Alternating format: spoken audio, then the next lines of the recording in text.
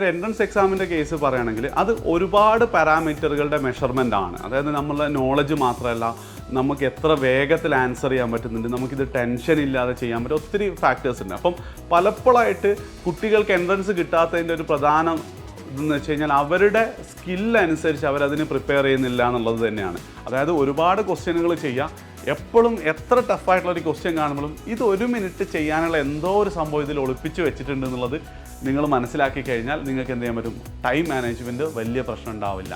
നീറ്റിൻ്റെ കേസിൽ മിക്കവാറും ഓരോ ചോദ്യങ്ങളും ഒരു പാഠത്തിൻ്റെ ഉള്ളിൽ നിന്നുള്ള കൺസെപ്റ്റുകൾ മാത്രമേ ഉപയോഗിക്കുള്ളൂ.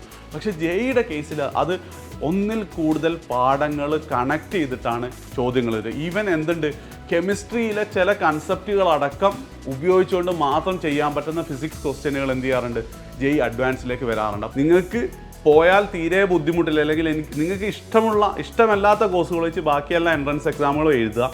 അതിൽ ഏറ്റവും നല്ല രീതിയിൽ നിങ്ങൾക്ക് പെർഫോം ചെയ്യാൻ പറ്റിയ കോഴ്സ് നിങ്ങൾക്ക് ബുദ്ധിമുട്ടൊന്നുമില്ലെങ്കിൽ അതെടുത്ത് മുന്നോട്ട് പോയി കഴിഞ്ഞാലും നല്ലൊരു കരിയറിനുള്ള സാധ്യത നിങ്ങൾക്കുണ്ട്.